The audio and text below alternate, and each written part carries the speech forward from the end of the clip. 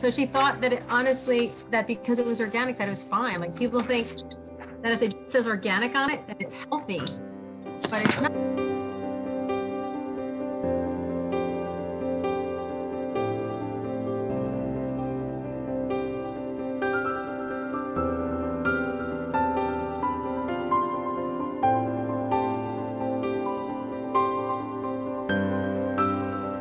Organic sugar, right, is still sugar.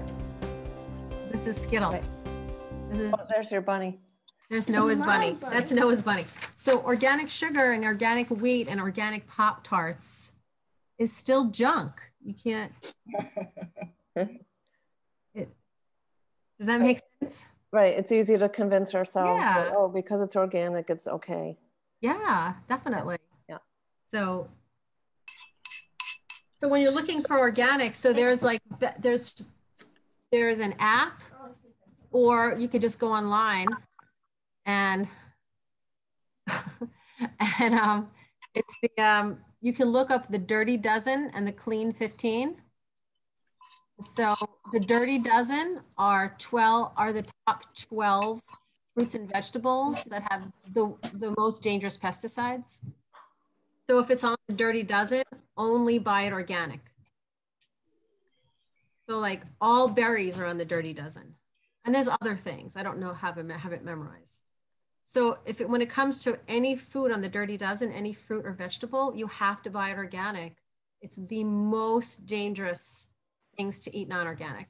And you have the Clean 15, never buy that organic because there's no pesticides. So like avocados, you could buy an organic avocado for $3, but you don't need to because there's no pesticides. So just buy a regular avocado. So look up the list, and every year they update it.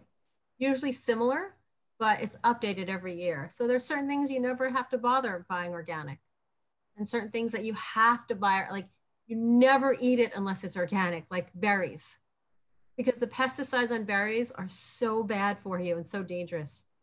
So, and they're right on the skin and right on the berry that you're eating. Yeah, and it's just so dangerous. It's like the worst hormone disrupting chemicals on berries. So only eat organic berries and like apples and whatever is on the Dirty Dozen, only eat that organic. But other than that, look at the Clean 15 and never buy that organic. So that's for fruits and vegetables. Does that make sense? Like I think bananas might be on that list. I don't know. I'm not sure. On the list. But the other thing that I like, I actually talked to a grocery store person about this once. He said, okay, if you're buying conventional to save money on the things that don't matter, you're still contributing to pesticides in the earth. Oh, really? You know, so you might not be getting them in your body and not worrying about it, but you might be. But okay. I think to your point too, though, avocados are grown usually organically, naturally anyways. Like they don't need a lot of fertilizing and synthetics, right? I think that a lot of the things on the Clean 15 just grow like weeds in certain parts of the world. Sure. No one sprays them. Right. They don't need to be sprayed. They just grow. Right. They're clean. Okay. Yeah. What other questions do you guys have? A write-in question. How do you know food is really organic? Like when you're at the grocery store? Well, it should say USDA organic on it. And then there's also this thing, hold on. I just buy stuff. You know how there's a code, there's numbers on the produce? Right. Where that's on the first page. You can tell by the numbers if it's an organic product or a non-organic product. The few numbers start with 9. Every time you see a number that start with 9, it's organic. It's organic. Oh, got it. Okay. Yeah. So I just look for it to say organic, but that's good. Or those little stickers. So sometimes if it's loose produce and things, you look at the stickers. Right. If it starts with 9, yeah. Yes. And Robin put in the chat, very good point. Thank you for reminding us. The EWG, which stands for Environmental Working Group, has a website also that you might want to make a note of. It's ewg.org. And you can look up ingredients for many, many types of products, a lot of beauty products as well. And sometimes when you read labels, you see names and ingredients that sound artificial and synthetic, but they might be just the scientific name for coconut oil or something. So it's, you know, you can dive into your ingredient list and learn it. But Allie, do you have anything to say about Yeah, the environmental working group puts out the clean 15 and the dirty dozen. Oh, they do. Okay, great. So that's a great resource. It's a really good resource for food and beauty products. Definitely. Yeah, because you want to think about, right, what you put on your skin too, right? Not just what you put in it. Yeah, it's extremely important for anything you put on your skin to be natural. Because when you eat it, it actually gets filtered through your liver. So if you eat some pesticides or something, your liver will filter it and take it out. I mean, you'll clog your liver if you do too much. But when you put it on your skin, it goes directly into your bloodstream. So anything that you put on your body, you should be able to eat. Right. It should be like really, really clean. So shampoo and lotion and everything. So like for lotion, you could use like natural oils, almond oil or shea butter, like pure. But make sure what you're putting on your skin is organic and clean. Just natural, right? And what you clean your house with, because that's stuff that you touch, right? Because that'll go right, and that's why we like essential oils for things, because it's natural. So all of those things go right into your bloodstream, and you want something that's going into your bloodstream to just be pure. Right, our bodies are natural, our bodies are organic, and they need to work with natural substances that are bioavailable. Yep. It's really important to avoid things with GMO. Right. Anything that's genetically modified is they've taken something and they've changed the genetic makeup of it, and your body can't really recognize it. And genetically modified soy and corn and genetically modified anything will causes massive amounts of tumors, like when they experiment on it with rats and stuff. You have to be really careful with GMO. It can destroy your gut. It's just very, very toxic for you. It's not something that your body knows what to do with. It doesn't exist in nature. They've genetically modified it. So your body, you eat it, your body has no idea what it is and can't really digest it and doesn't know what to do with it. It'll just create fat cells to protect you from it. And then people gain weight, or it creates tumors because it protects you from it. You put it in your body's like, what is that? And your body will like create all these fat cells and do all this stuff so that it doesn't harm you. So never eat any kind of GMO, especially like corn and soy are the two biggest GMO crops in this. And if you have corn, it has to say organic, or if it doesn't say organic, it's GMO. And the same thing with soy. If it doesn't say organic, it's GMO.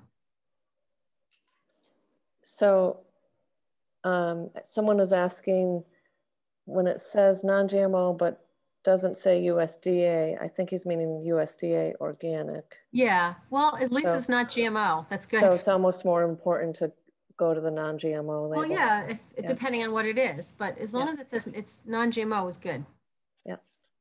I mean, there's some farmers that can't afford an organic label, right? Local farmers, if there's a local farm where you are, a farmer's market, you can ask them if they spray with pesticides, because in order to go through the process of becoming organic, it's extremely expensive and some of them just can't afford it. Yet their products are perfectly organic. So during that time of year, in the spring and the summer and the fall, just ask at a local market, like, hey, do you guys spray? Yeah. Because maybe there's no USDA certification, but they're perfectly organic. Yeah, that's a good point. You know. So in order to qualify as organic, they can't have any synthetic fertilizers or any synthetic. Yeah, nothing synthetic. And when you're eating meat too, so when you're eating like beef, like you want to make sure that that animal is eating organic, or chicken or pork or eggs. You want to make sure the chicken is eating organic.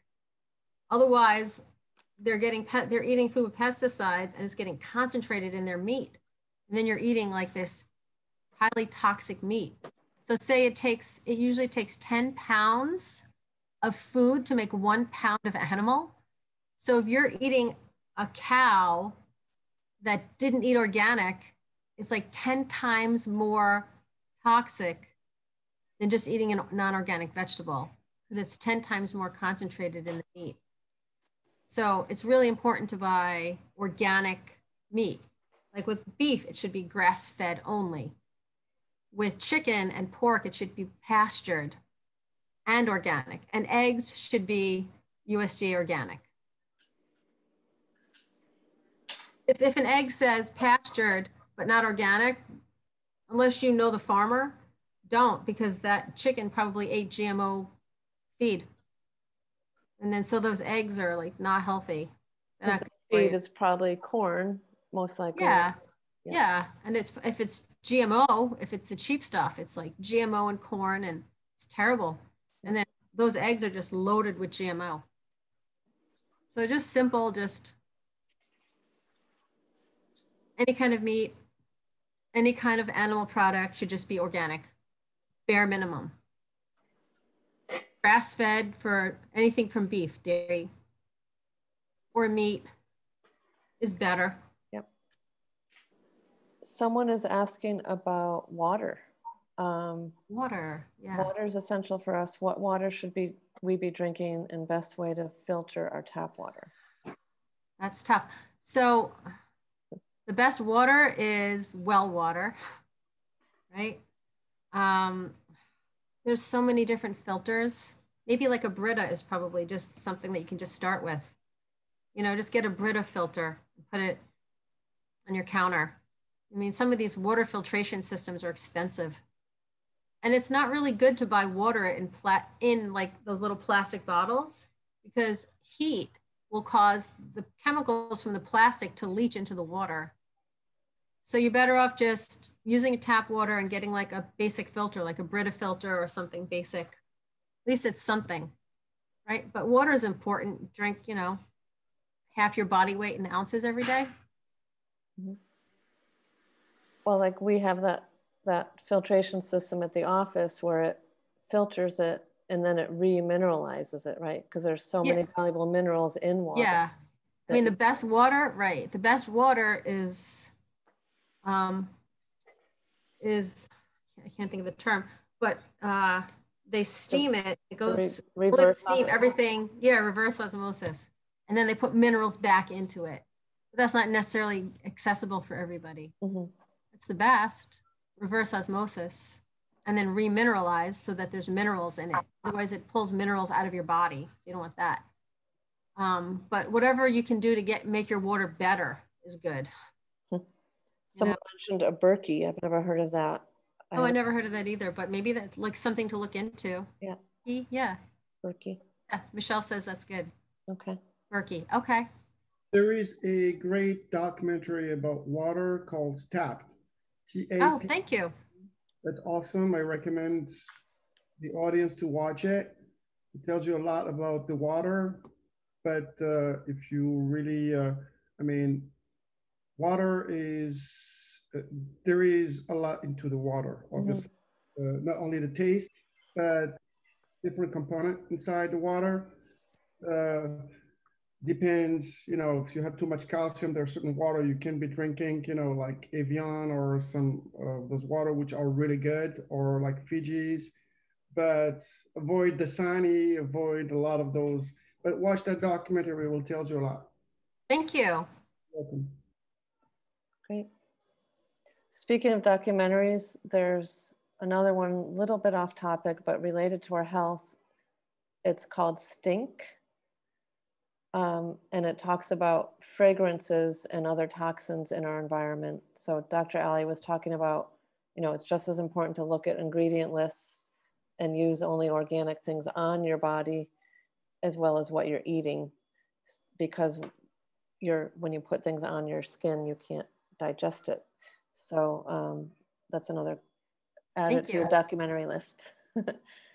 How about Poland spring water? I don't know a lot. All I know is that it's packaged in plastic, and it's always going to be going through, it's probably sitting in that plastic for a long time. And at some point it's going to be heated up, And then that water is just going to leach all those petrochemicals, which are like worse than pesticides. So I would be just really careful about that. That's why I'd rather you just use tap water or like some of these other waters. Water is tough. The old days, It's some kind of filter, you know? Yeah. Or glass Watch that documentary. I bet they talk a lot about that. Mm-hmm. But I mean, it's always better to drink water than soda. So like you just want to start, if you're just drinking soda, just start drinking water. Right. Even if it's bad water, it's better than soda, right? So don't kill yourself of like, oh, I can't get good water, I'm just going to drink soda or whatever. Like one step at a time, right? Robin's talking about the eggs and noticing when you have a good local egg or a farmer egg that you can even tell by the color of the yolk. It's more orange. Yeah, definitely. Yeah. But I would still ask them what they're feeding them. Yeah. A local, because I've been to local places and they feed them GMO cheap feed. Like a little farmer on the side of the road. You have to ask them what they're feeding them. Someone is asking about herbal teas. Is there anything special to look for on labeling or? I don't know. I think they should be organic, right? For herbs. That's all. Just look for organics. Coffee too. Coffee should be organic. Coffee is really high in pesticides. Like really, really high in pesticides. So organic coffee. Mm-hmm. It's not that much more expensive to get some of the stuff organic, you know? Another question is sometimes meats are labeled organic, but then, you know, are they truly organic? There seems to be some labeled that make them seem healthy, but you know. Yeah, so it has to say USDA on that. Because like I said, you can look at eggs and say, it'll say free range, but it's not USDA organic. So they're just saying, that doesn't mean anything. That's like that means nothing, free range. It's not really, they're just making it sound good, but they could still be eating, chickens could still be eating bad feeds. So for eggs, it has to be USDA organic. For anything with meat, it has to be, or anything that comes from an animal, it has to be USDA organic. And the especially with beef products, sometimes you'll see grass-fed, but you need to also look for grass-fed, grass-finished. Yeah. Do you want to talk about that?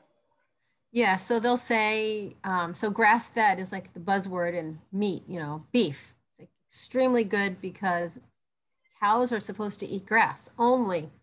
That is literally the only thing that they can even digest is grass.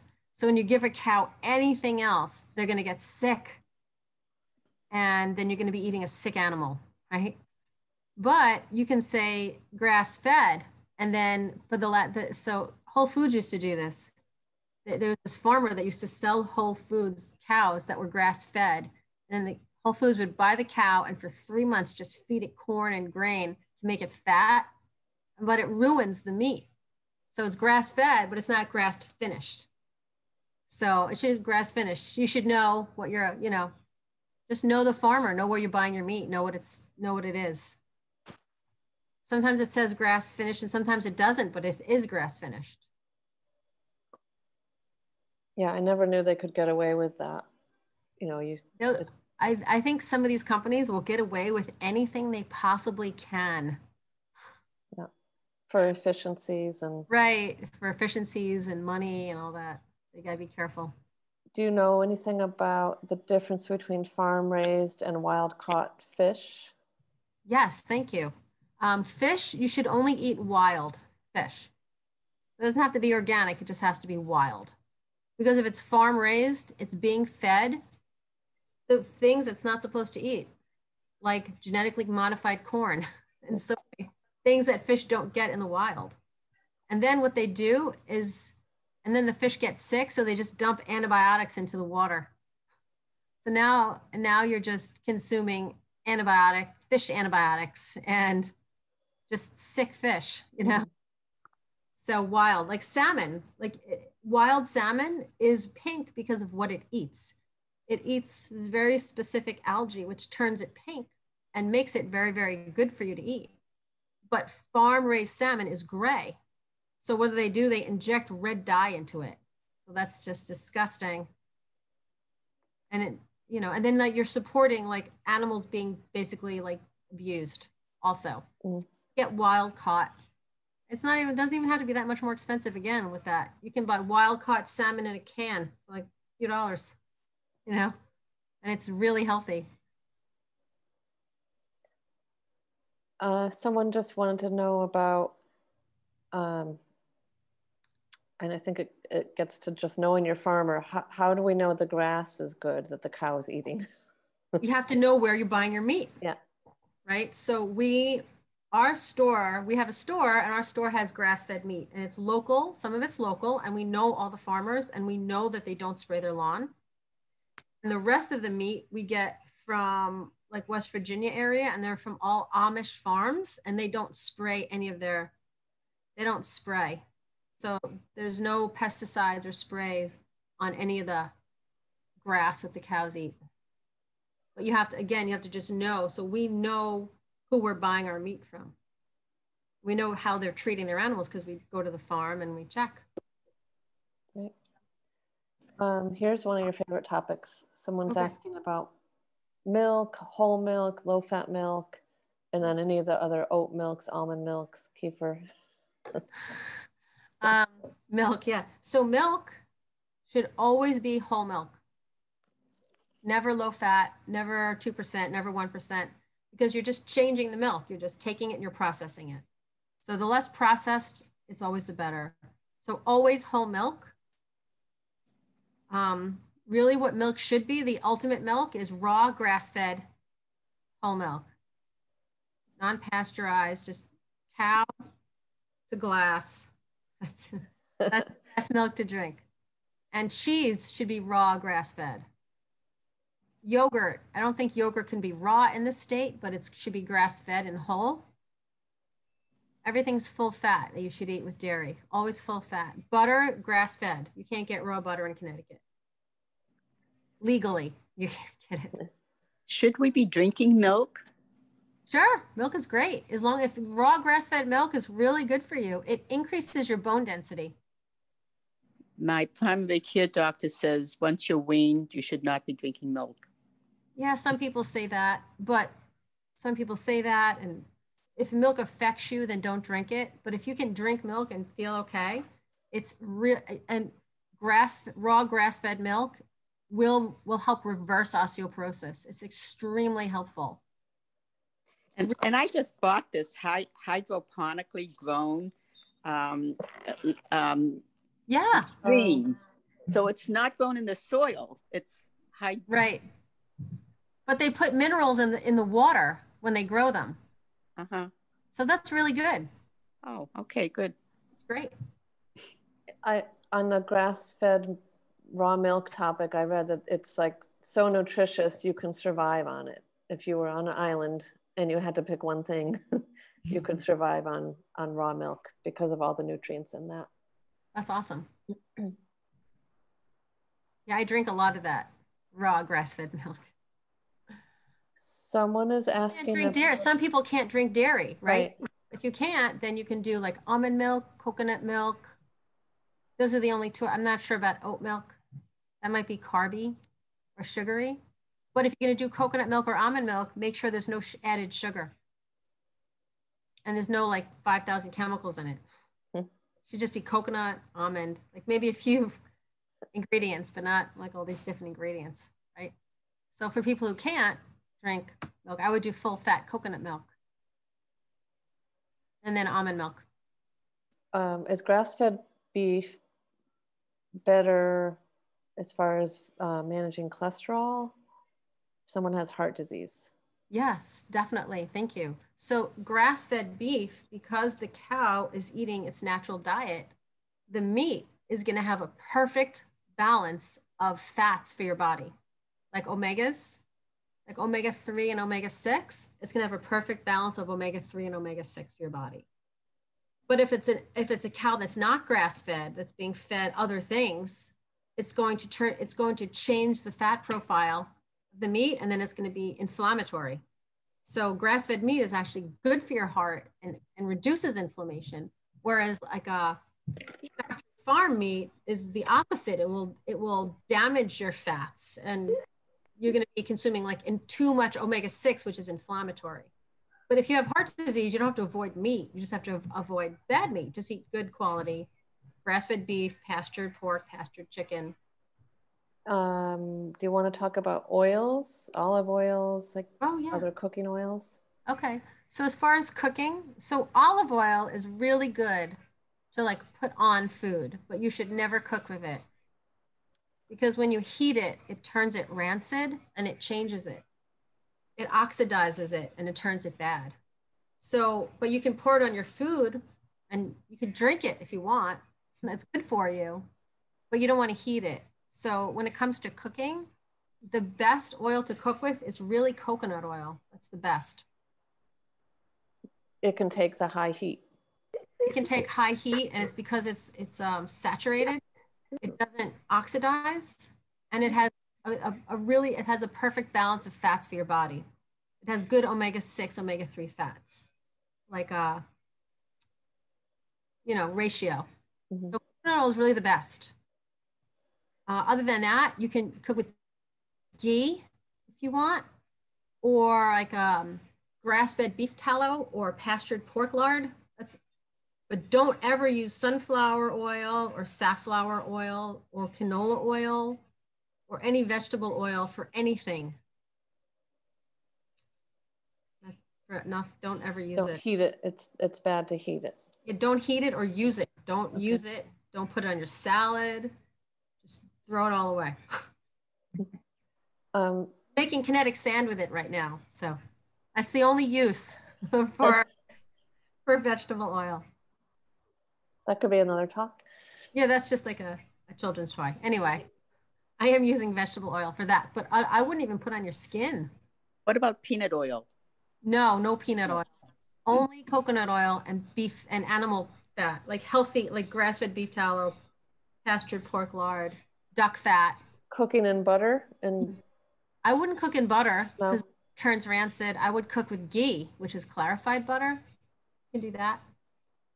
I mean, you could melt butter on anything, but when you brown it, it's like turns it bad. I mean, if you're just using a little and you're doing it once in a while, it's fine. But if you're doing it all the time, it's just one other little thing that causes inflammation and problems. And there is a taste. Someone's asking about the taste of coconut oil. I mean, it tastes like coconut. A coconut flavor, and you get used to it, right? Yeah, it's just.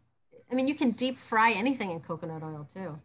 It's a cheap, easy oil that you just use for everything to cook. Unless you just want to buy the animal fat, which is fine too if you want different flavor. So Jane Roth is talking about almonds taking a lot of water to grow them. Yes, they do take a lot of energy to produce. So if you're getting almond milk, I guess that was her point of bringing that up. Yeah, that's why you're better off drinking regular milk. Yeah, if you can handle it. Yeah. And in her opinion, we should all be reducing the amount of meat and dairy we consume. Cows are harmful to the environment. Only factory farm cows are harmful to the environment. Regular cows are not harmful to the environment. Like cows walking around a field eating grass is not harmful to the environment. But factory farming is extremely harmful to the environment because of the waste it produces. It's a completely different animal. One more question I think you might have already touched on. What is the best butter to use? Someone is asking. Oh, grass-fed butter. Like Kerrygold. You can get that from it's in all the stores. Kerrygold butter. It's the same thing. It's butter made from dairy from a grass-fed cow. That's all. Okay. There might be another one, but it's much more expensive. Like Organic Valley may have a grass-fed butter, but it's just more expensive. Ralph is bringing up the topic of supplements. Okay. Just wondering what supplements do you recommend? Well, the first thing you do is look at the minerals and the nutrients that are not in our soil anymore and that you can't get. So one thing to supplement with is vitamin D. because no one gets enough sun. That's Especially up in New England, right? yeah, especially up in New England. You'd have to get, you would just, there's no way you can get enough vitamin D. So vitamin D. Well, Ralph's in Florida, so maybe. Huh? Ralph what? Is in Florida? Ralph is in Florida. You might be getting enough vitamin D in Florida. And magnesium is not in our soil. So magnesium is extremely important to take. Other than that, you should really get tested by like a naturopath or something to see if you're deficient in something. So you should really only take supplements if you're deficient. Supplements aren't going to fix anything. I mean, once in a while, you need some adrenal supplements if you have stress but if you're deficient in something, that you need it. So if you're eating a perfect diet, you might not need any supplements, right? Most people need a little bit of calcium, extra calcium. Most people need vitamin D and magnesium. A great way to get minerals is to buy that pink Himalayan salt, because that has 84 minerals in it. And most people are deficient in minerals, and people don't eat enough salt. So you should always eat salt, but only the pink Himalayan salt. If you eat regular salt, it is only 3 minerals and it's very acidic. If you eat pink Himalayan salt, it's 84 minerals and it's alkalizing. And it will help you. It'll help, again, most people are deficient in salt. If you don't have enough sodium, you can't absorb any other mineral. So eat more salt. Salt does not increase blood pressure. Sugar increases blood pressure, but not salt. Sea salt, I don't know, because not kosher salt, because it's usually processed, but sea salt is, because it's it might be like bleached and processed. You're better, like maybe the Celtic sea salt that's gray. There actually is iodine in Himalayan. I don't know why people say that. Himalayan salt does have iodine in it, but it's always good to take a little extra iodine in general. The best salt is pink Himalayan salt or that Celtic sea salt, that gray. Mm-hmm. I just use the pink because I know it has 84 minerals in it. And if you look at a list of what's in it, there's iodine in it. But I take an iodine drops anyway, just because I take x-rays. So I take extra iodine drops. So I was able to see some questions pop up. Should you be taking extra vitamin C if you are taking x-rays? I'm taking x-rays? Probably. I take a lot of vitamin C. You should take a lot of vitamin C this time of year to like help your immune system anyway. So I didn't mention vitamin C earlier, sorry, but you should take vitamin C twice a day, probably. How much? General, like 1,000. If you're fighting a cold, take it like 5 times a day. Zinc is fantastic for your immune system. So I take zinc throughout the day because I touch a lot of people. And a lot of people have the flu this time of year and I don't want to get sick. So I take zinc. Pumpkin seeds have zinc in it. Mm-hmm.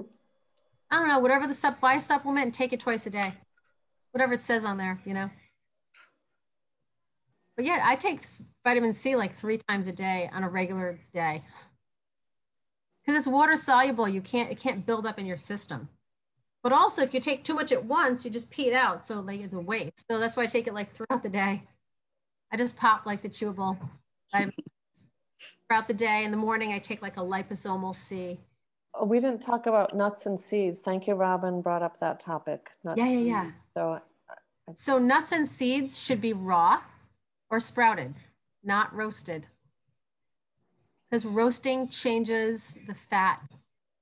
It makes it not good for you. I know, it's very, sorry. I know. Raw or sprouted for all nuts and seeds. Sprouted are very crunchy, although they're expensive. So you can just eat raw. Can you dehydrate? You can, it's a lot of work. Here's the thing, like you can get raw nuts and dehydrate them. And then you can soak them overnight and then dehydrate them. That's a lot of work. If you want to do that, you can do that. That's sprouting. So look up how to sprout it. So you soak them overnight, then you dehydrate it at like 100 degrees in your oven until they're dried out. It's a lot of work. Or you could buy them sprouted, or you could just eat them raw. And when you buy sprouted, you're getting the crunchy. Yeah, it's crunchy because it's already been soaked and dehydrated. Yeah. And all nuts and seeds are good. Pumpkin seeds, sunflower seeds, all that. Almonds and cashews and walnuts and all of it. It's a good protein, fat, little bit of carb, you know. You don't want too many carbs, makes you tired. And We have a question about fruits. okay. What would you recommend? For fruit? Or yeah, is there anything? Fruit is just berries or like green apples, grapefruit. Don't eat too much fruit, can be too much sugar. But you can eat fruit when it's in season. So when mangoes are never in season up here. Like peaches are in season in the fall, and down in Florida, you probably get mangoes, you know. But berries are good because they're low sugar and high nutrients, very dense. So berries, green apples for the least amount of sugar, and then grapefruits are good. Other than that, don't eat too much fruit. You're emphasizing green apples. Because they're very low in sugar. Oh. I'm recommending the fruits that are the lowest in sugar. Because some people tend to eat too much fruit. Like if you eat bananas, that's all sugar. Grapes are just they're not genetically modified, but they're just so, you know, altered. They're just sugar. That's why it's like, okay, when peaches are in season, eat peaches. Apples are good. And berries are good because they're just a good low glycemic, low sugar fruit that has a lot of nutrients in it. Ralph is asking to discuss fresh How about, versus frozen. Figs? Oh, figs are too much sugar. Pomegranate is great when it's in season. Figs are too much sugar. Dates are too much sugar. Fresh versus frozen, it doesn't matter. Usually it's frozen fresh, so frozen's fine. Have you ever heard that spinach can be harmful if you eat too much? I mean, yeah, but no one has that problem. That's like, no one has that problem. Unless you're Popeye. Kale is also like harmful if you eat too much. I wouldn't worry about it, honestly. Because it's digest or something? Is that why? Yeah, it can help. It can affect your thyroid, and it has oxalates, but nobody eats too much spinach. I love spinach, and I might have a thyroid problem, so I better be careful. Oh, then be careful, yeah. Or I think that, isn't it if you like it raw? Is that how you like it? Both raw and cooked. Both. Cooked is fine, but raw, maybe just do less raw spinach and more like greens, because that can affect your thyroid. I think you need to eat a lot for it to affect your thyroid.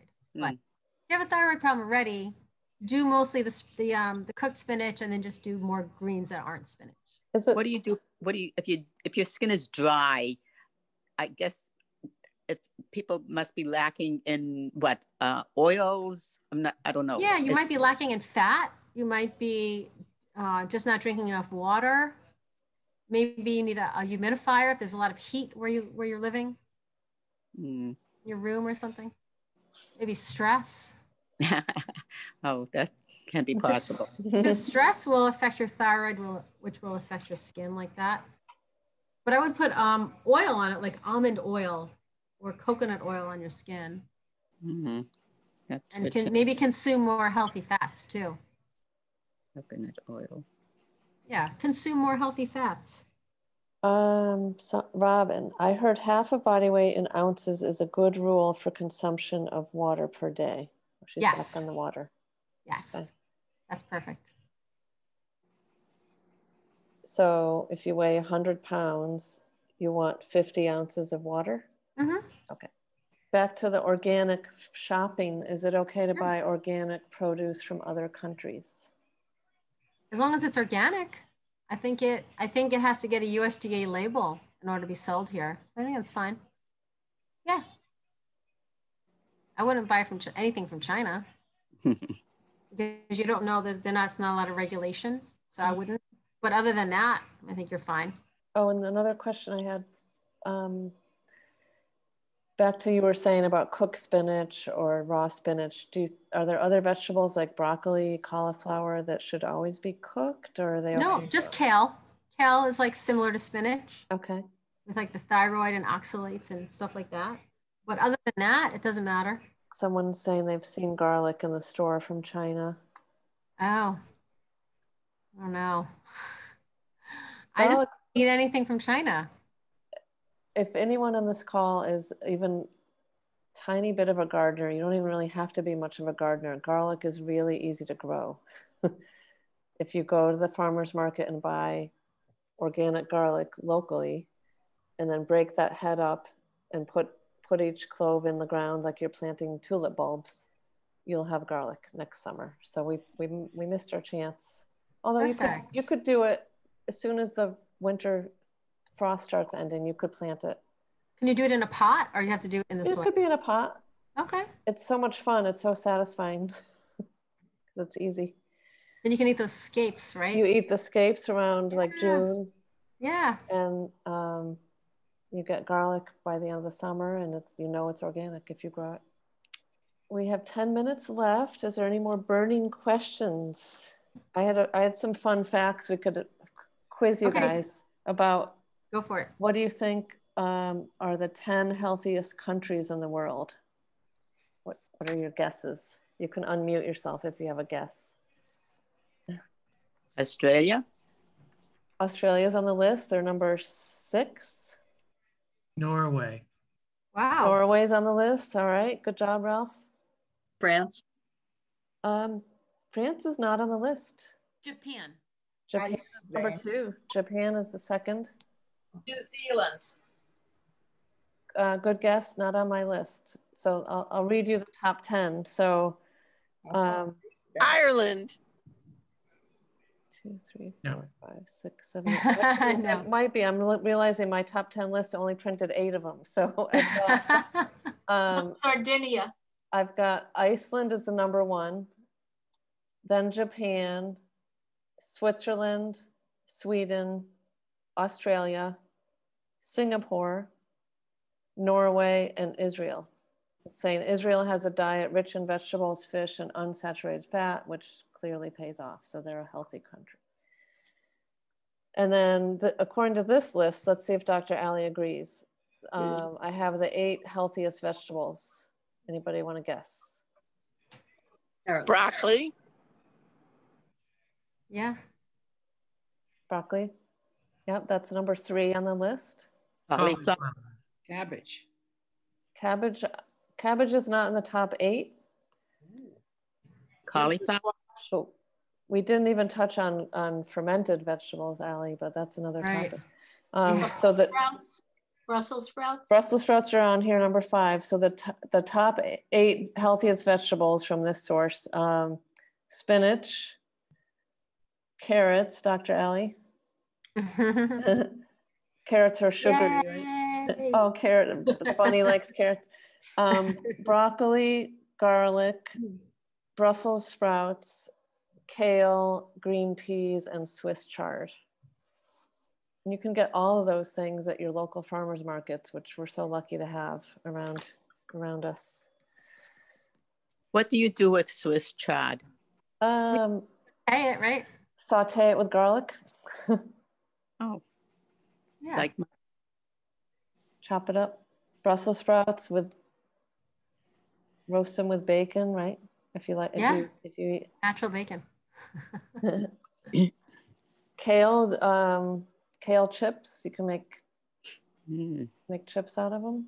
That might make them a little easier to digest, I think. You massage them with a coconut oil and then cook them at a low temperature, and you got a nice, with some Himalayan salt on them, you got a nice snap. Yeah. So Robin's saying, bottom line is try to eat as much as you can in organic. Yeah, that sounds good. Sounds like a plan. Dr. Ali, I have a question. What about peanuts? Is it healthy to eat peanuts? They're fine. Okay. I would get like organic peanuts. But they're fine. Okay. You can handle peanuts, but if you can eat it, it's fine. Peanut butter, as long as the only ingredient is peanuts and salt, not like to be hydrogenated oil and corn syrup and peanuts. So yeah, just peanut butter made with just peanuts and salt. Yeah, that's fine. Okay. Almond butter, it's not necessarily better. I mean, it's fine. Some people can't eat almonds, so peanut butter is better. But almond butter is good. It might be a little better. I mean, peanuts are fine. The thing with almond butter is most of them is going to be roasted, so you're better off with peanut butter. Unless you're going to get raw almond butter, which is really expensive. It's like $20, right? Or maybe not. I don't know about dogs and peanut butter. I know about bunnies, and they should not eat any peanut butter. Right, Skittles? Skittles is the best little bunny. Skittles only eats hay and bunny pellets. But yeah, I don't know a lot about dogs. I know they can't eat chocolate. I don't know butter. Yeah, some of the questions pop up. I see them, but not all of them. So when Allie takes on new patients at our practice, she's the chiropractor here, for those of you who weren't here in the beginning, she gives a really good overview and health talk that speaks to a lot of the points she made today about eating properly and paying attention to what you're putting in your body. So she's an excellent advisor and coach for anything about your health. And so if you have other thoughts after the class and you have a burning question, you can call our office, schedule a consult with Dr. Allie, and she can help you think through, some of the questions you have. So we are 860-269-3228. This was great. Thank you very much. You're welcome. Thank you for coming. Yeah, thanks for coming. Allie loves doing these talks, and we haven't been able to do them in person. Thank you so much. So nice to have people. Yeah, Thank you too. Thanks, Joy, for organizing it. Yeah. Thank you to you and Joy and Dr. Allie from the West Hartford Senior Center. We have a lot of new and interesting programs coming up, so be sure to tune in and look at your bulletin that we sent you. And if you need a copy, you can pick one up by calling the Senior Center. We thank you, Joy and Dr. Allie, for today's great presentation. You're so welcome. It was fun. And stop by the store if you get a chance on Park Road. Yeah, we'd love to see you. What number? Park Road? 74 Park Road. 74.